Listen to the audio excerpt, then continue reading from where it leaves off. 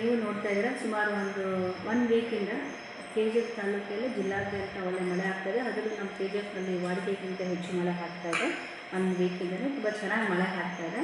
So ಇಂಥ ಟೈಮಲ್ಲಿ ನಮ್ಮಲ್ಲಿ ಏನು ಬೆಳೆ ಬೆಳೆದಿದ್ದಾರೆ ಆ ಬೆಳೆಯಲ್ಲಿ ಸುಮಾರು ಹಾರ್ಟಿಕಲ್ಚರ್ ಕ್ರಾಪ್ಸ್ ಆಗ್ಬೋದು, ಅಗ್ರಿಕಲ್ಚರ್ ಕ್ರಾಪ್ಸ್ ಆಗ್ಬೋದು, ಸುಮಾರು ಹೆಕ್ಟೇರ್ಸು ಲಾಸ್ ಆಗಿದೆ. ಅದರಲ್ಲಿ ನಮ್ಮ KGF ತಾಲೂಕಿನಲ್ಲಿ 73.06 ಹೆಕ್ಟೇರ್ಸು ಬೆಳೆ ನಾಶ ಆಗಿದೆ. ಅಂದರೆ ಮಾವು ಆಗ್ಬೋದು, ಪಪ್ಪಾಯ ಆಗ್ಬೋದು, ಟೋಸ್ ಆಗ್ಬೋದು, ಬಾಳೆ ಆಗ್ಬೋದು, ಟೊಮೆಟೊ ಆಗ್ಬೋದು, ಈ ಥರದ 73 ಹೆಕ್ಟೇರ್ಸು ಇದುವರೆಗೂ ಏನು ನಿನ್ನೆ ಬಿದ್ದ ಮಳೆವರೆಗೂ 4 ಡೇಟ್ಸಲ್ಲಿ ಏನು ಮಳೆ ಬಂತು ಅದರಲ್ಲಿ ಇಷ್ಟು ಹೆಕ್ಟೇರ್ ಆಗಿದೆ. ಸೊ ಅಂದಾಜು ವೆಚ್ಚ ನಾವು ಈಗಾಗಲೇ ಲೆಕ್ಕ ಹಾಕಿದ ಪ್ರಕಾರ 35.96 ಲಕ್ಷ ಲಾಸ್ ಆಗಿದೆ. ಏನು ಬೆಳೆ ನಾಶ ಆಗಿರೋದ್ರಲ್ಲಿ ಇಷ್ಟು ಅಂದಾಜು ನಾವು ಮಾಡಿದ್ದೀವಿ ಈಗಾಗಲೇ. ಸೊ ಇದರ ಬಗ್ಗೆ ನಾವು ಆಲ್ರೆಡಿ ನಮ್ಮ ಹಾರ್ಟಿಕಲ್ಚರು, ಅಗ್ರಿಕಲ್ಚರು ಮತ್ತು ನಮ್ಮ ಕಂದಾಯ ಇಲಾಖೆ ವತಿಯಿಂದ ಜಂಟಿ ಸಮೀಕ್ಷೆಯನ್ನು ನಾವು ಕೈಗೊಂಡು ಎಷ್ಟು ಕ್ರಾಪ್ ಲಾಸ್ ಆಗಿದೆ ಅದು ಈಗಾಗಲೇ ನಾನು ಜಿಲ್ಲಾಧಿಕಾರಿಗಳಿಗೆ ನಾವು ಲಾಸ್ ಆಗಿರೋ ಬಗ್ಗೆ ಕಾಂಪನ್ಸೇಷನ್ ಕೊಡುವ ಬಗ್ಗೆ ಪ್ರಸ್ತಾವನೆ ಸಹ ಸಲ್ಲಿಸಿದ್ದೇವೆ. ಸೊ ಸರ್ಕಾರದ ಹಂತಕ್ಕೆ ಹೋಗ್ಬಿಟ್ಟು ಮತ್ತು ಅಮೌಂಟ್ ರಿಲೀಸ್ ಆಗಿದ ತಕ್ಷಣ ಆ ಲಾಸ್ ಅವ್ರಿಗೆ ನಾವು ಏನು ನಮಗೆ ರಿಲೀಸ್ ಆಗುತ್ತೋ ಅದನ್ನು ನಾವು ಅವ್ರಿಗೆ ಕೊಡೋದನ್ನು ಕ್ರಮ ಕೈಗೊಳ್ತೇವೆ RTGS ಮುಖಾಂತರ.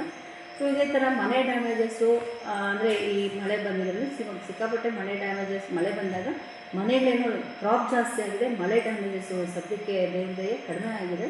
ಒಂದು 2-3 ಮನೆ ಸ್ಲೈಟ್ಲಿ ಆಗಿದೆ, ಅಂದರೆ 40% ಆ ಥರ ಆಗಿರುವಂಥದ್ದಿದೆ. ಅದನ್ನು 2 ಪ್ರಪೋಸಲು ಬೇಕಾಗಿದ್ದು ಈಗಾಗಲೇ ಜಿಲ್ಲಾಧಿಕಾರಿಗಳನ್ನ ನಿನ್ನೆ ಒಂದಾಗಿದೆ, ಅಂದರೆ ಕಡಿಮೆ ಆಗಿದೆ, ಗೋಡೆಗಳು ಬಿದ್ದಿರೋದು ಅಷ್ಟೇ. ಇದನ್ನು ಏನು ಯಾವುದೇ ಒಂದು ಪ್ರಾಣಾಪಾಯ ದನಗಳಿಗಾಗಲಿ ಅಥವಾ ಮನೆಯಲ್ಲಿರೋ ನಮ್ಮ ಮನುಷ್ಯರಿಗಾಗಲಿ ಯಾರಿಗೂ ಪ್ರಾಣ ಹಾನಿ ಆಗಿಲ್ಲ. ಸೊ ಅದು ಏನು ಅದಕ್ಕೆ ನಮಗೆ ಸರ್ಕಾರದ ಮಾನದಂಡಗಳಲ್ಲಿ ಇಷ್ಟು ಪರ್ಸೆಂಟೇಜು ಆದಾಗ ಇಷ್ಟು ಕೊಡೋದು ಅಂತಿದೆ. ಅದೇ ಥರ ನಾವು ಅದನ್ನು ಒಂದು ಪ್ರಸ್ತಾವನೆ ಮನೆ ಜಿಲ್ಲಾಧಿಕಾರಿಗೆ ವಿತ್ ಫೋಟೋ ಸಮೇತ ಕಳಿಸ್ಕೊಟ್ಟಿದ್ದೀವಿ.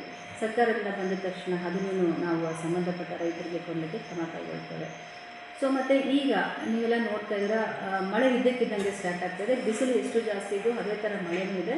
ದಯವಿಟ್ಟು ಜನರು ಏನು ರಾತ್ರಿ ಹೊತ್ತು ತುಂಬ ಸಿಡಿಲು ಇದೆಲ್ಲ ಬರೋದು ಸ್ಟಾರ್ಟ್ ಆಗ್ತದೆ. ಅಂದರೆ 6 ಗಂಟೆ ಮೇಲೆ ಬರೋ ಮಳೆಗೆ ತುಂಬ ಸಿಡಿಲು ಎಲ್ಲ ಬರ್ತಾಯಿದೆ. ದಯವಿಟ್ಟು ಆ ಸಿಡಿಲು ಬಂದಾಗ ನೀವು ಯಾವುದೇ ಕಾರಣಕ್ಕೂ ವೆಹಿಕಲಲ್ಲಿ ಮೂವ್ಮೆಂಟ್ ಮಾಡೋದಾದರೂ ಆಗ್ಬೋದು, ಅಥವಾ ಇನ್ನು ಎಲ್ಲೋ ಒಂದು ಮರಗಳ ಕೆಳಗಡೆ ನಿಂತ್ಕೊಳ್ಳೋದಾದರೂ ಹಾಗೆ ದಯವಿಟ್ಟು ಆ ಥರ ಮಾಡಬೇಡಿ.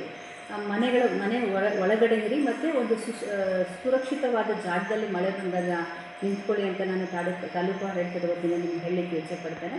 ಮತ್ತು ನಾವು ಇದೇ ಥರ ಏನು ಕ್ರಾಪ್ ಲಾಸು ಅಥವಾ ಹೌಸ್ ಡ್ಯಾಮೇಜಸ್ಸು ಈ ಥರ ಇದು ಆಗಿರುತ್ತೆ ಅನ್ನೋದಕ್ಕೆ ನಮ್ಮ ತಾಲೂಕು ಆಡಳಿತ ವತಿಯಿಂದ ನಿನ್ನೆಯಿಂದ ನಾವೊಂದು ಕಂಟ್ರೋಲ್ ರೂಮ್ ಸ್ಥಾಪನೆ ಮಾಡಿದ್ದೀವಿ. ನಿಮ್ಗೆ ಏನೇ ಒಂದು ಹಾನಿ ಆದಾಗ ದಯವಿಟ್ಟು ಆ ಕಂಟ್ರೋಲ್ ರೂಮಿಗೆ ನೀವು ಫೋನ್ ಮಾಡಿ, ನಮ್ಮ ತಾಲೂಕು ಕಚೇರಿಗೆ ಕಂಟ್ರೋಲ್ ರೂಮ್ಗೆ ಫೋನ್ ಮಾಡಿದಾಗ ನಾವು ಅದರಲ್ಲಿ ಏನು ಇಶ್ಯೂಸ್ ಏನು ನಿಮ್ಮ ಹೇಳ್ತಿರೋ ಅಲ್ಲಿಗೆ ತಕ್ಷಣ ನಮ್ಮ ಸಂಬಂಧಪಟ್ಟ ರಾಜಸ್ವ ನಿರೀಕ್ಷಕರಾಗ್ಬೋದು, ಗ್ರಾಮ ಆಡಳಿತಾಧಿಕಾರಿಗಳಾಗಿರ್ಬೋದು, ನಮ್ಮ ಗ್ರಾಮ ಲೆಕ್ಕಿಗರನ್ನು ನಾವು ಅಲ್ಲಿಗೆ ಕಳಿಸ್ಬಿಟ್ಟು, ಗ್ರಾಮ ಸಹಾಯಕರನ್ನು ಕಳಿಸ್ಬಿಟ್ಟು ನಾವು ಏನು ಮುಂಜಾಗ್ರತೆ ಕ್ರಮವನ್ನು ಕೈಗೊಳ್ತೇವೆ ಖಂಡಿತ ಕೈಗೊಳ್ತೇವೆ.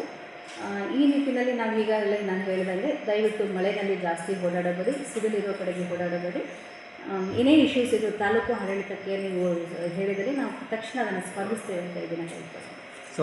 ತಾಲೂಕಿನಲ್ಲಿ ಈಗಾಗಲೇ ನಾವು ಮಳೆಯಿಂದ ಏನೇ ಹಾನಿ ಆದರೂ ಅದನ್ನು ಸಾರ್ವಜನಿಕರು ಅದನ್ನು ನಮಗೆ ಕಂದಾಯ ಇಲಾಖೆಗೆ ತಿಳಿಸುವ ಸಲುವಾಗಿ ಕಂಟ್ರೋಲ್ ರೂಮ್ ಸ್ಥಾಪನೆ ಮಾಡಿದ್ದೀವಿ ವಿಪತ್ತು ನಿರ್ವಹಣಾ ಇಲಾಖೆ ಕಡೆಯಿಂದ. ಅದು 24/7 ಅಲ್ಲಿ ನಾವು ಒಂದು ಸ್ಟಾಫ್ ಹಾಕಿದ್ವಿ. ರಾತ್ರಿ ಪಾಳ್ಯದಲ್ಲಿ ಬೇರೆ ಇಬ್ಬರನ್ನ ಹಾಕಿದ್ವಿ, ಡೇ ಶಿಫ್ಟಲ್ಲಿ ಬೇರೆ ಹಾಕಿದ್ವಿ. ಆದರೆ ನಮ್ಮ ಕಂಟ್ರೋಲ್ ರೂಮ್ ನಂಬರ್ನ ದಯವಿಟ್ಟು ನಾನು ಹೇಳ್ತೀನಿ, ನೋಟ್ ಮಾಡ್ಕೊಳ್ಳಿ. 8971834616 ಈ ನಂಬರ್ಗೆ ದಯವಿಟ್ಟು ನಿಮ್ಮಲ್ಲಿ ಏನೇ ಅಲ್ಲಿ ಮಳೆಯಿಂದ ಹಾನಿ ಆಗಿದರೆ ನಮಗೆ ಈ ನಂಬರ್ಗೆ ನೀವು ಕಾಲ್ ಮಾಡಿದಾಗ ನಾವು ತಕ್ಷಣ ಸ್ಪಂದಿಸ್ತೇವೆ ಅಂತ ಕಂದಾಯ ಇಲಾಖೆ ವತಿಯಿಂದ ನಮಗೆ ಹೇಳಲು ಇಷ್ಟಪಡ್ತೇವೆ.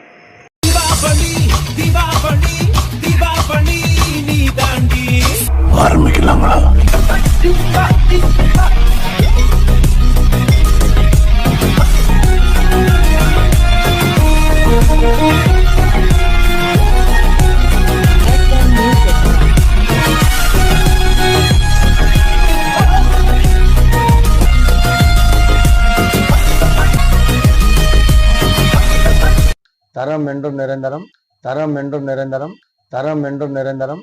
வாங்க.